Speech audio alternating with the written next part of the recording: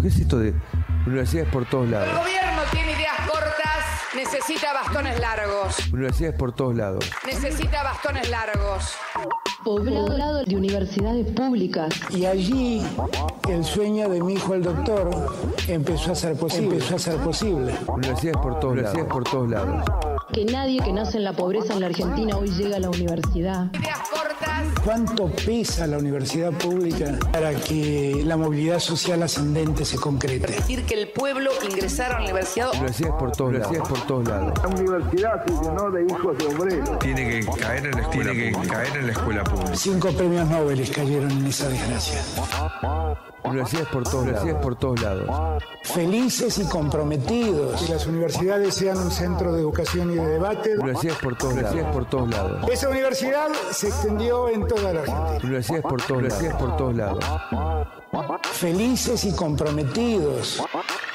Universidades por todos lados. El programa de CONADU. Somos la Universidad Pública. Lunes a las 19 en Caput.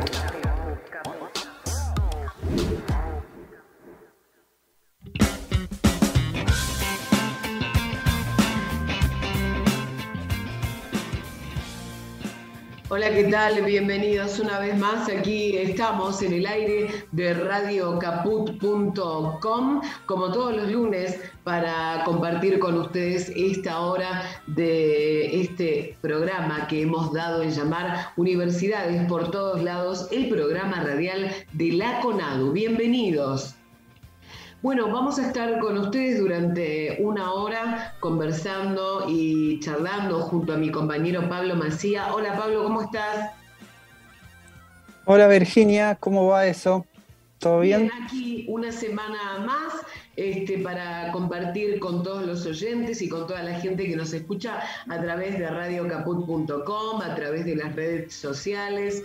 Este programa donde hacemos un recorrido sobre la realidad nacional y universitaria con entrevistas, con investigaciones y con el imprescindible recorrido por las universidades de todo el país. Pero lo cierto es que la realidad nacional y social nos lleva por delante, por lo menos estas últimas semanas. Pero antes, Pablo, de adentrarnos en todo eso, vamos a decirle a la gente cuáles son nuestras vías de comunicación.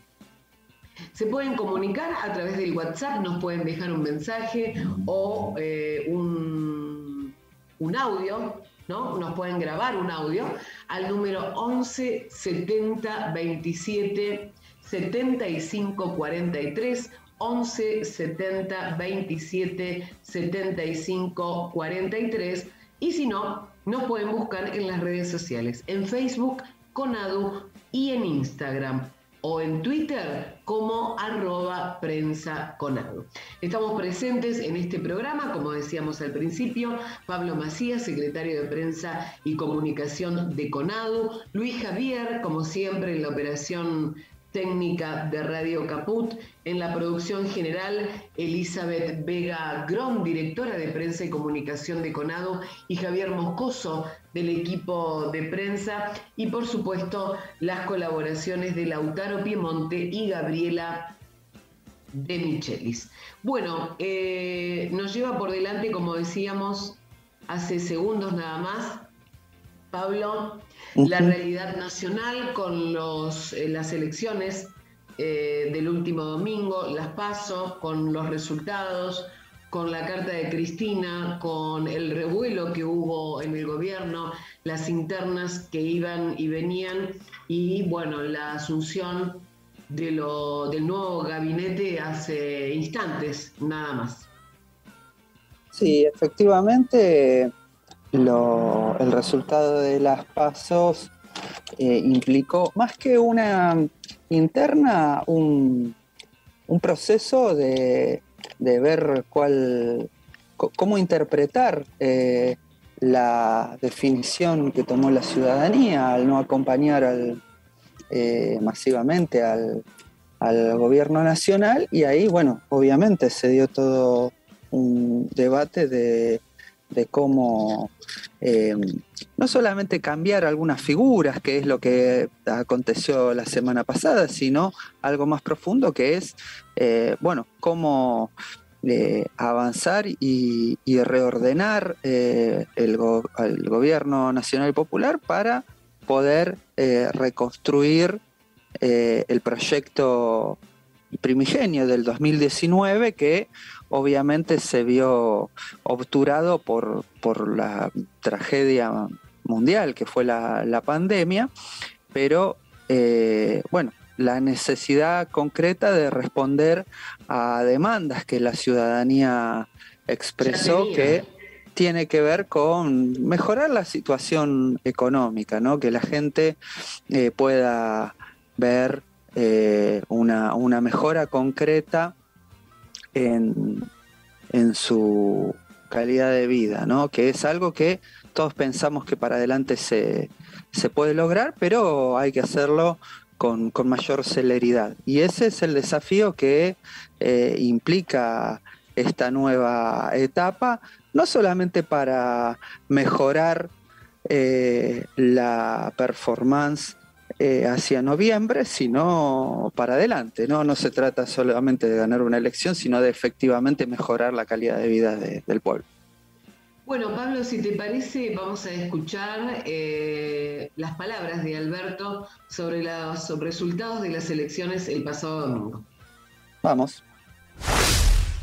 El domingo pasado el pueblo de la nación argentina dio un veredicto y yo en aquel momento expliqué que yo, como todos nosotros, somos parte de un movimiento que sabe escuchar las demandas populares, ya sabe escuchar la voz del pueblo. Hay veces en que los dirigentes, cuando la gente vota y no los elige, los dirigentes se enojan con la gente. Nosotros, cuando la gente no nos vota, nos enojamos con nosotros, porque en realidad algo habremos hecho mal y nos preguntamos, ¿qué habrá sido lo que hicimos mal? Y en realidad nosotros debatimos de cara a la gente y planteamos nuestros debates y nuestras discusiones y nuestras diferencias, que siempre tienen un sentido único, que es superar la instancia y tratar de encaminarnos a un momento mejor. En realidad, nunca los debates me han afectado, nunca los debates me han preocupado. Soy presidente del Partido Justicialista, me preocupa mucho más un movimiento político silenciado, un movimiento político obediente, un movimiento político que no discute, que un movimiento político que reflexiona.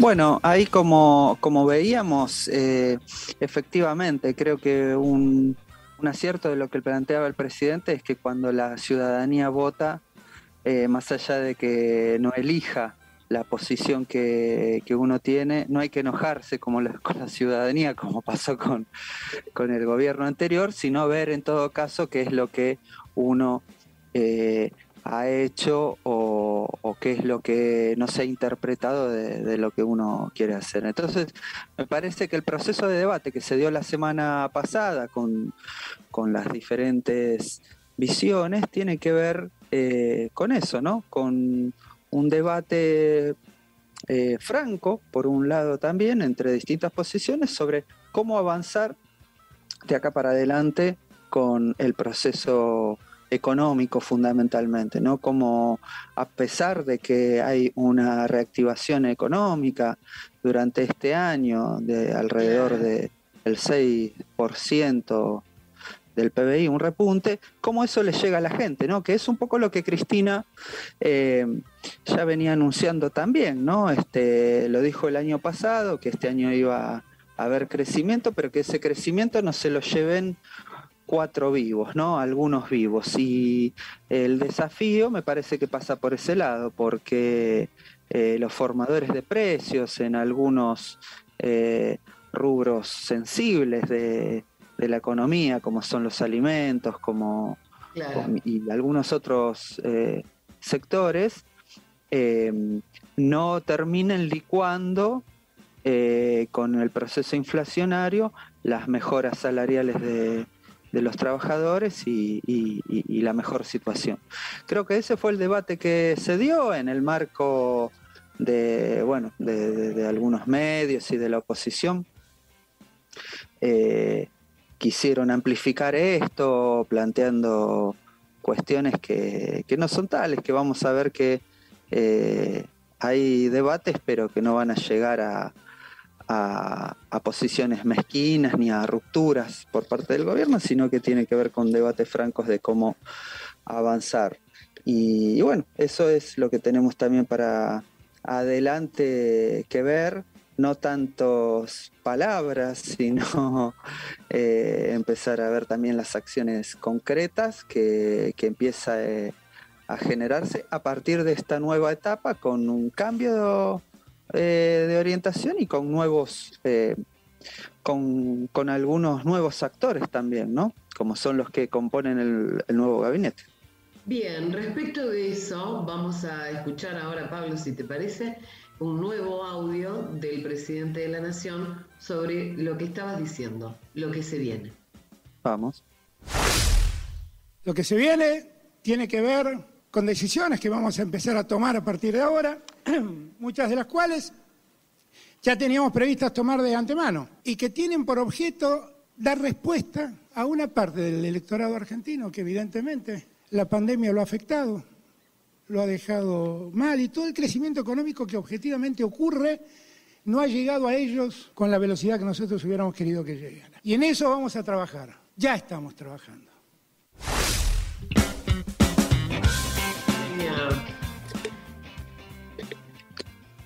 Ahí escuchábamos... Bueno, estamos hablando con Pablo sobre todo esto, ¿no? La verdad, una semana convulsionada, y Alberto sobre este nuevo gabinete y este nuevo relanzamiento, ¿no, Pablo? De lo que se viene. Efectivamente, como decíamos, ¿no? La necesidad de profundizar y convertir en logros esos proyectos que impulsaron, digamos, el triunfo del Frente de Todos en el 2019, y bueno, para eso tomar decisiones más fuertes, ¿no? Como dice Cristina muchas veces, ¿no?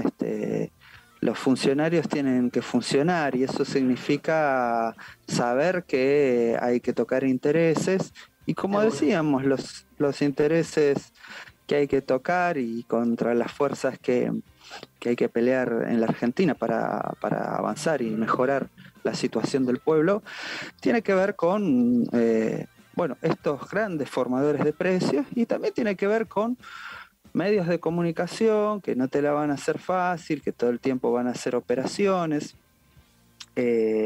y con una oposición que lo que siempre plantea es retroceder aún más y profundizar más el neoliberalismo, ¿no? Como a mí me causa mucha gracia esta idea, que incluso a veces pega en los trabajadores, que es que si te van a poder echar sin pagarte indemnización cuando ellos quieran, va a haber más trabajo, va a haber más empleo, según algunos dirigentes de la oposición, y lo están planteando en proyectos concretos que presentan en la Cámara de Diputados. Por eso, más allá de algún descontento y del descontento legítimo de la ciudadanía, también hay que pensar estas cuestiones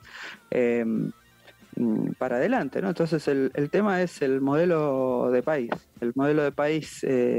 y que pretendemos para adelante, más inclusivo, con mayor igualdad, que claramente lo expresa este frente y este espacio, o un modelo más individualista, más reaccionario, como el que expresan otras alternativas, ¿no?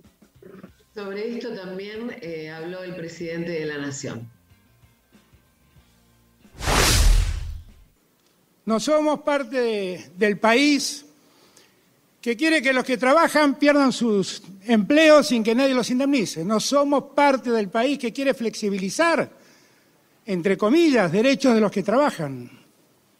No somos parte del país que quiere seguir con la concentración, abandonando al norte y al sur. Queremos todos ser parte de un país que se integre, que funcione unido, que trabaje con mucha fuerza para sacar de la postergación a los que han quedado postergados. Primero, por la situación económica heredada. Después, por el malestar que a todos nos causó la pandemia. Y con nuevos bríos y con nuevas ganas, yo les pido a todos, a cada uno y a cada una, que pongan toda la fuerza. La solución del problema de los argentinos no está en que nos dividan, está en que estemos más unidos que nunca para hacer frente a lo que hace falta. No me van a ver atrapado en disputas innecesarias, en disputas internas. Mi única preocupación, como la única preocupación de todos los que somos parte de este gobierno y de este espacio, es que los argentinos y las argentinas vuelvan a ser felices después de tantas desdichas vividas en los 4 años que presidieron a mi llegada al gobierno y en los 2 años de pandemia.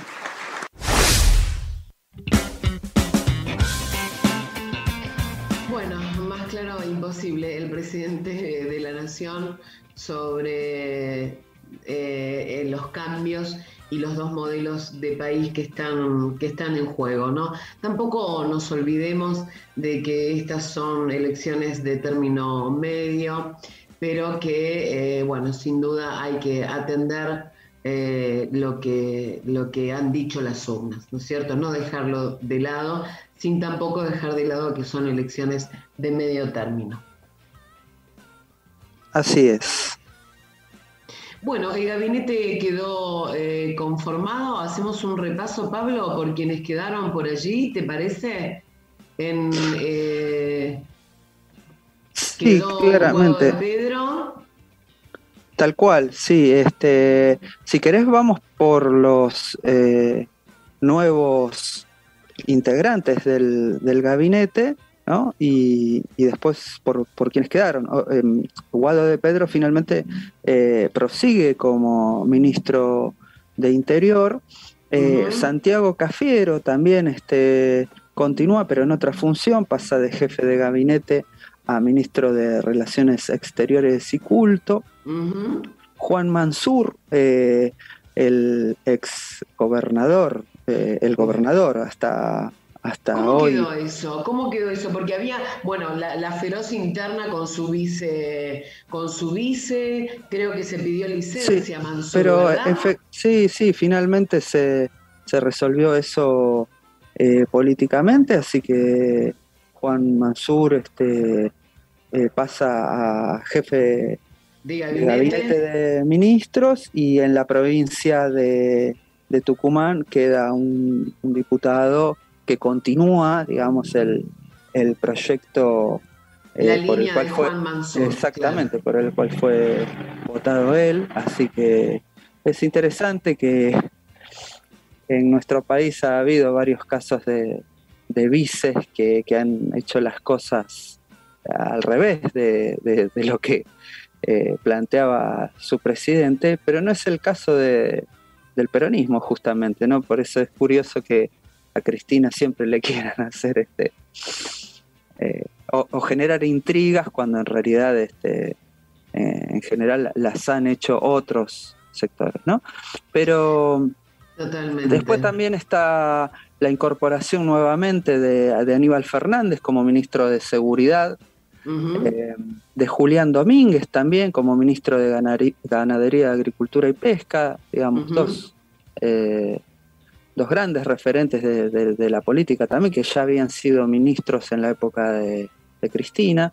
En educación va a estar Jaime Persic, un compañero con mucha trayectoria en el ámbito educativo, fue rector de la Universidad de Burlingame y actualmente se desempeñaba como secretario de políticas universitarias. Daniel Filmus en ciencia y tecnología. Son los nuevos ministros, que todos claramente tienen una mayor trayectoria política, no porque los que hayan estado en esas funciones no hayan cumplido un rol importante, sino porque este nuevo gabinete cuenta con mayor experiencia, con mayor volumen político, como se viene diciendo, con estos referentes para conducir esta nueva etapa, ¿no? Y por último también, en reemplazo de un funcionario muy criticado por Cristina en el marco de la atención, que era Biondi, el secretario de Comunicación y Prensa, pasa Juan Ros, un nuevo integrante, a ocupar ese lugar, ¿no? Es un cambio de aire muy grande que además tiene que ver con avanzar y, como decíamos antes, ¿no? Profundizar en algunas áreas, y no solamente en estas áreas, sino en términos generales, mejorar la performance del gobierno en su conjunto, digamos, para que la ciudadanía pueda ver claramente estos avances incipientes que se venían dando, bueno, con mayor claridad, porque bueno, es algo necesario después de casi 2 años de pandemia, sumado a 4 años de deterioro del poder adquisitivo y de ajuste del gobierno de Macri, ¿no? Totalmente. Bueno, siguen en sus cargos Juan Cabandier como ministro de Ambiente y Desarrollo Sostenible, Tristán Bauer en el Ministerio de Cultura, Jorge Tayana en el Ministerio de Defensa, frente a la reciente salida de Agustín Rossi, quien fue a ocupar una lista en la provincia de Santa Fe en las últimas elecciones. Martín Guzmán sigue en el Ministerio de Economía, también criticado, pero sigue en su puesto. Matías Culfas como ministro de Desarrollo Productivo, Juan Zabaleta en Desarrollo Social, Jorge Ferraresi en Desarrollo Territorial y Hábitat, Guado de Pedro, como decíamos, en Ministerio del Interior, Martín Soria como ministro de Justicia y Derechos Humanos, Elizabeth Gómez Alcorta en el Ministerio de las Mujeres, Género y Diversidad, Catopodis en Obras Públicas, Bisotti en Salud, Moroni en Trabajo y Alexis Guerra en el Ministerio de Transporte. Así quedaría entonces configurada todo el equipo que va a hacer frente a esta nueva etapa en el gobierno nacional. Muy bien, Pablo, ¿te parece que nos vamos a una primera pausa? Vamos. Hacemos una primera pausa, compartimos un poco de música con ustedes y regresamos. En Universidades por Todos Lados llegan esas entrevistas divinas en Caput.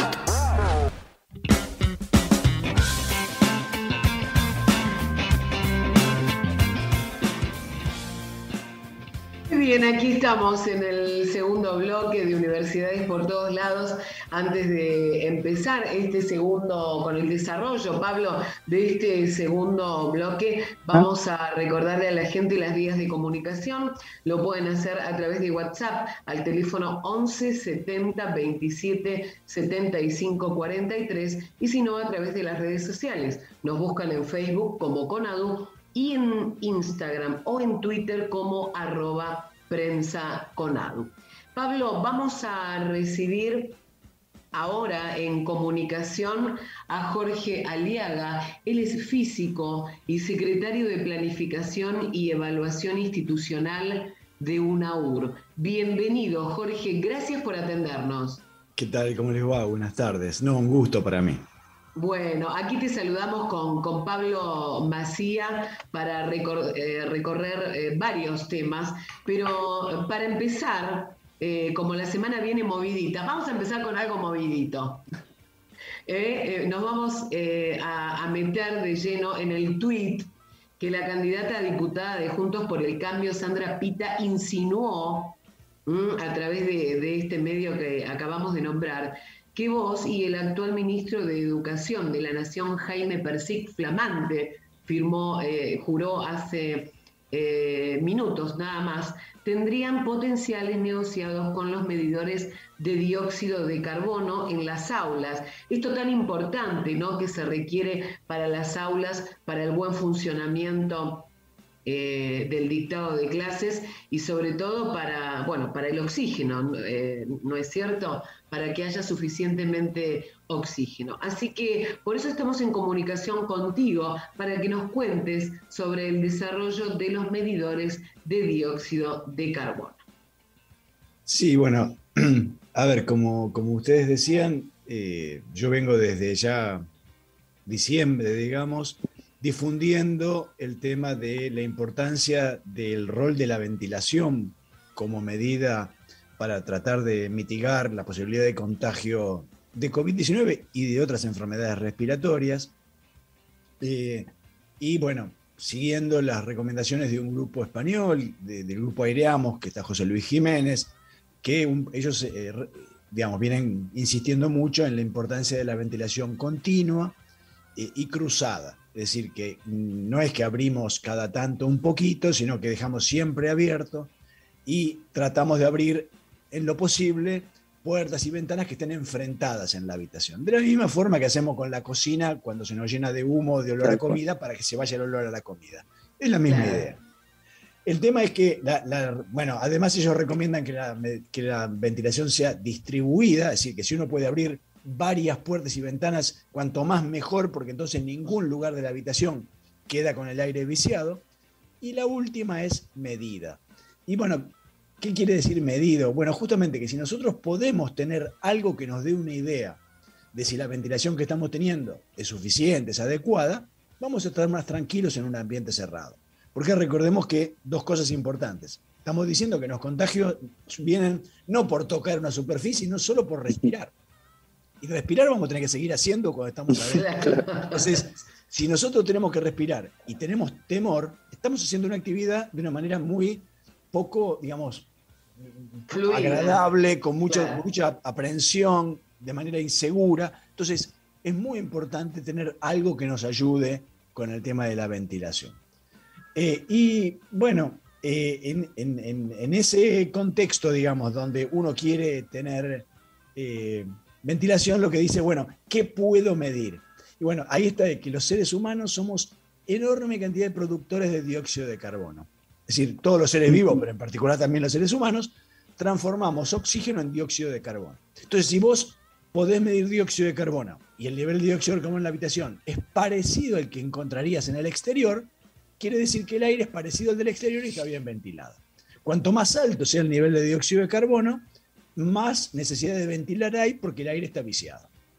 Es así de simple. Entonces, la idea es, cuando empujamos con esto en diciembre, dijimos, bueno, sería importante que hubiera mucha oferta de medidores de dióxido de carbono. Entonces, ¿cómo se hace? Bueno, por un lado, obviamente difundimos entre empresarios para que los empresarios se pusieran a fabricar con sus empresas, sus ideas, etcétera, porque obviamente había importados, pero si podemos fabricar acá, mejor, para no depender solo de la importación. Pero además a mí me pareció que podía ser interesante si podíamos fabricar medidores caseros, es decir, comprar los componentes y armarlos en una escuela técnica, en una universidad. Entonces, bueno, busqué en internet cómo se hacía, yo algunos conocimientos de electrónica tengo, algo de informática me rebusco, no soy experto en nada, pero me las rebusco. Entonces, con eso puse en diciembre, armé yo un dispositivo, lo probé, andaba, y puse en internet libre cómo era el circuito y cómo era el código de programación, de forma tal que cualquiera pudiera bajarlo y hacerse el suyo. Y empezaron a hacerlo. Bueno, uno de los que empezó a hacerlo fue la Universidad de Hurlingham, donde trabajo, donde las autoridades dijeron, bueno, esto está bueno, como tenemos carreras en la Universidad de Hurlingham que tienen relación con esto, diseño industrial, informática, ingeniería eléctrica, entonces, tecnicatura también eléctrica, bueno, se buscaron pasantes de esas carreras y se les pagó para armar medidores. Había convenio firmado, por ejemplo, con el municipio de Morón, de Hurlingham, para la entrega de medidores. Y se desarrolló una línea, digamos, yo ahí lo único que hice fue, puse el dispositivo disponible para cualquiera, no solo para la Universidad de Hurlingham. La Universidad de Hurlingham tomó la iniciativa esa, pero podría, de hecho, hay muchas otras escuelas y universidades que hicieron lo mismo. Entonces, bueno, ese es el cuento. La Universidad de Hurlingham todavía sigue fabricando, ya creo que van por 1000 medidores de dióxido de carbono. En paralelo pasaron un montón de cosas. Por ejemplo, la provincia de Buenos Aires, de la cual yo también soy asesor científico, tomó esto y compró 33.000 medidores importados para entregar en todas las escuelas públicas de la provincia. Bueno, eso fue avanzando. Lo que pasó el fin de semana fue que, como Persic fue designado ministro, entonces esta persona hizo sinapsis y dijo, el ministro fue rector de la Universidad de Hurlingham. Aliaga trabaja en la Universidad de Hurlingham como secretario de la persona que era rector y que ahora va a ser ministro. Aliaga está empujando medidores de dióxido de carbono. Bueno, seguro que van a hacer un negociador. Maravilloso. En realidad, no, digamos, aparte es muy interesante porque hay un grupo de padres que está empujando mucho la presencialidad desde hace mucho tiempo y que no quieren medidores de dióxido de carbono. Y la verdad que no termino de entender por qué no los quieren. Intuyo que puede haber un cierto temor por desconocimiento de que si se mide va a dar mal y que entonces no va a haber presencialidad. Entonces mejor no medir. Lo cual, si ese es el razonamiento, está muy errado, porque en realidad, en general, cuando uno ventila, en general las mediciones dan bien. Es decir, que el problema justamente es cuando uno no ventila. Y ahí también a veces te dicen, bueno, pero entonces ¿para qué gastar plata en los medidores? Bueno, porque justamente es lo que te permite confirmar que estás bien. Y si no, tomar medidas. Por ejemplo, ¿qué medidas? Podés acercar un ventilador a la ventana, como si fuera un extractor de baño, y que ayude a empujar el aire para afuera, y eso te mejora la ventilación. Digo, hay técnicas que si vos sabes lo que te está dando y sabes dónde estás parado, puedes tomar las acciones correctas. Esa sería la idea.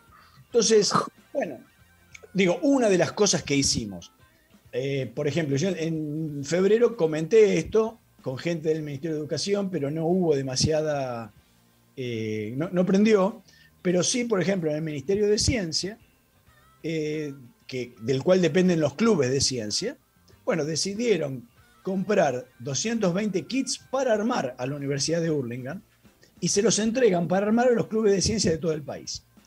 A mí me pareció que era una cosa muy buena, justamente porque los chicos están aprendiendo con un prototipo cómo armar y después pueden armar los que quieran, aprenden un montón de cosas prácticas y además aprenden la importancia de la ventilación, aprenden a usar a mí me parecía que era una cosa muy virtuosa. Jorge, la verdad que queríamos agradecerte por la claridad con que lo explicás. Vos venís de las ciencias duras, así que no te podría preguntar si lo de Sandra Pita es una proyección psicológica o psicoanalítica, pero volvamos a lo que importa, que es que bueno, vos viniste haciendo un seguimiento desde el inicio de la pandemia, de la importancia de no profundizar los contagios, ¿no? Los contactos y una serie de cuestiones también con datos, con investigaciones, que también desarrolló el conjunto del sistema científico-tecnológico en nuestro país. En ese aspecto, ¿qué podés destacar de lo que hizo la ciencia y la tecnología en el marco de la pandemia? Y por otro lado, bueno, ¿qué enseñanzas nos quedan para bueno, una posible salida o vuelta a una normalidad, entre comillas, ¿no? Mira, creo que por un lado hubo un montón de investigadores, que no es mi caso, que hicieron aportes científicos relevantes en su temática. Por ejemplo, Andrea Gamarnik, decir, digo, el grupo de Silvia Goyanes con los barbijos, estos barbijos que se suelen decir de CONICET, bueno, en realidad lo que tiene, entre comillas, de CONICET, que en realidad es de la UBA y la Universidad de San Martín, y de investigadores que también son del CONICET, es que tienen un recubrimiento de nanopartículas que hacen que eso mate bacterias y demás. Ese es el aporte. Bueno, digo, hubo un montón de personas, de investigadores que han hecho distintos aportes en temáticas concretas, me parece que eso es muy importante. Otro grupo del cual yo formo parte, nos hemos dedicado más bien a, de alguna forma, tratar de ayudar a comunicar. Ujú. Es decir, a veces comunicando directamente, porque a veces nos llaman como ustedes, nos llaman los periodistas y nos piden datos, nos piden información. A veces simplemente periodistas que nos piden datos para sus notas. Es decir, Claro. que ellos quieren entender una cosa o quieren información o dicen, che, ¿me podés pasar actualizado el número de tal cosa?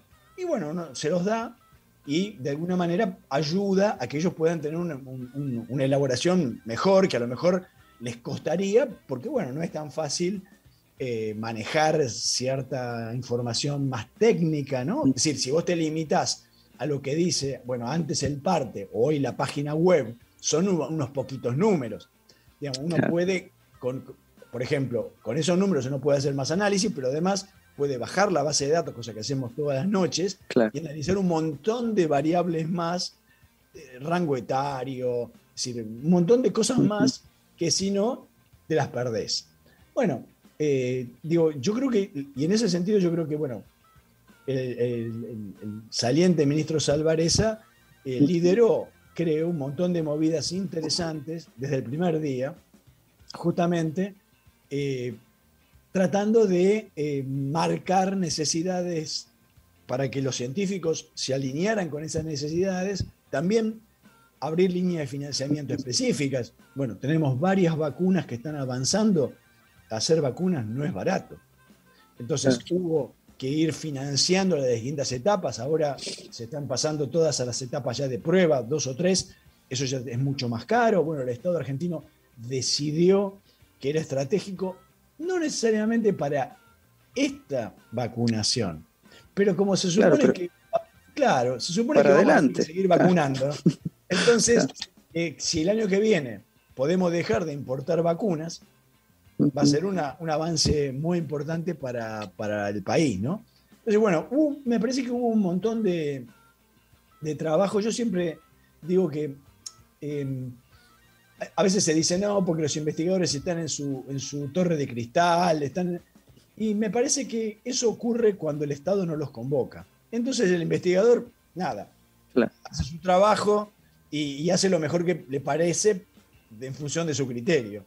Pero mi experiencia es que en general, cuando se lo convoca, no hablemos de una emergencia como esta, pero a veces incluso para resolver un problema aplicado en alguna empresa pública, privada, lo que fuera, es decir, cuando hay un problema a resolver, en general los investigadores se entusiasman con eso, se enganchan, se alinean. Y me parece que acá hubo sobradas muestras de que hubo muchos investigadores e investigadoras haciendo aportes importantísimos.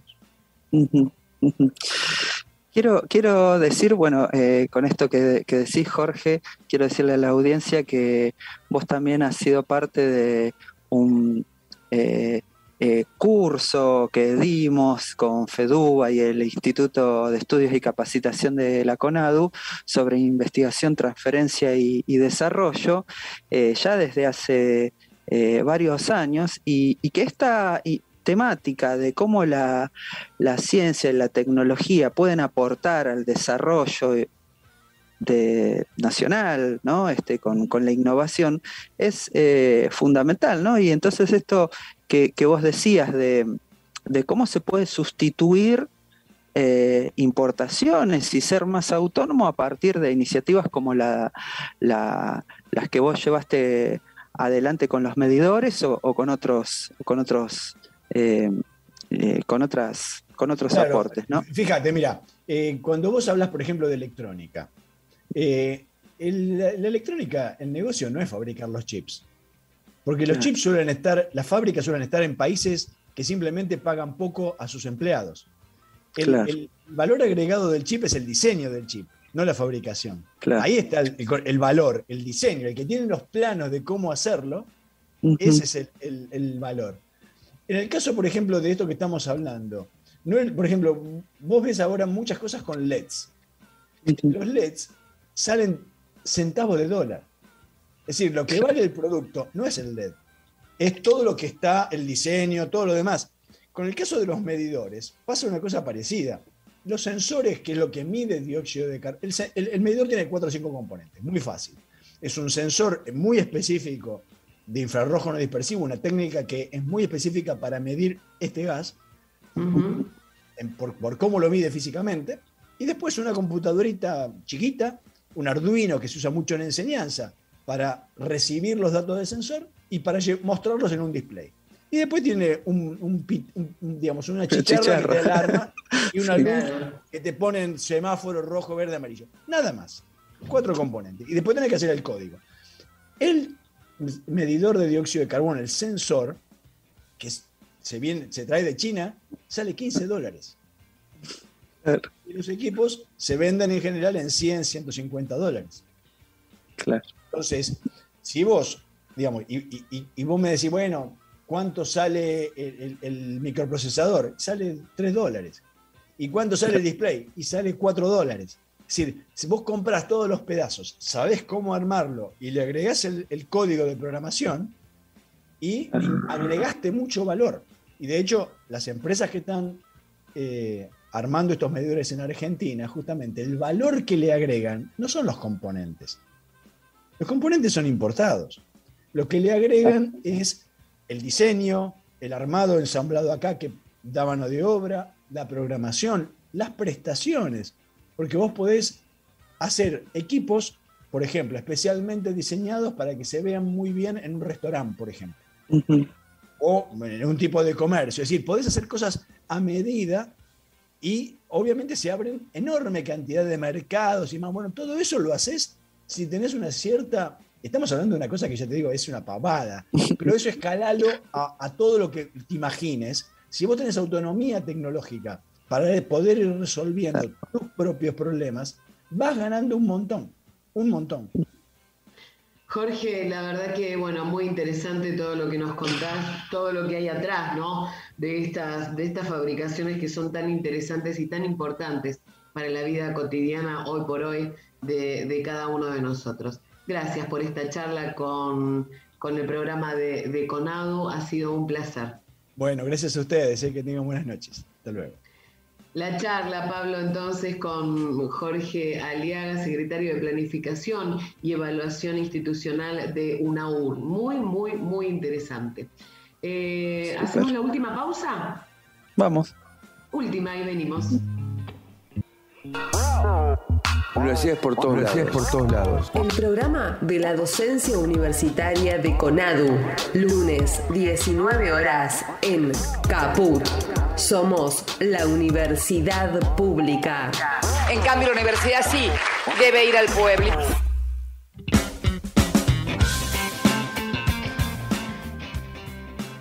Bueno, Pablo, último bloque, la verdad muy interesante la charla con Jorge Aliaga, y estamos ahora ya en el último bloque para recordar la efeméride de la semana. Sí, efectivamente, ayer, el 19, se cumplieron 100 años del nacimiento de Paulo Freire, ¿no? Un gran pedagogo, un filósofo de la educación que ha sido referente de los educadores de todos los niveles de la educación por, bueno, el contenido popular que tuvo su praxis, ¿no? Su teoría, pero su práctica, su propia práctica, ¿no? Un intelectual que nos enseñó a cuestionar lo que él llamaba la educación bancaria, ¿no? Una educación que de arriba se imponía hacia el pueblo, hacia los campesinos, los trabajadores, y cambiarla por una educación que, como él decía, uno piensa donde los pies pisan, digamos, ¿no? Una educación situada, vinculada a los intereses y a las necesidades de los pueblos, y pensando en la construcción de un conocimiento para transformar esa realidad de opresión o esas necesidades, ¿no? Un gran referente para todos los educadores, como decía, desde los alfabetizadores, para los campesinos, digamos, que en los grandes proyectos donde él comenzó, pero también pensando también en políticas públicas de la educación, porque él pensaba en una educación popular en el espacio público también, ¿no? Ganar las instituciones para el desarrollo de la liberación de los pueblos, ¿no? Entonces, la verdad que en todos lados se están haciendo homenajes, todos los gremios, movimientos pedagógicos de toda América Latina para reivindicar el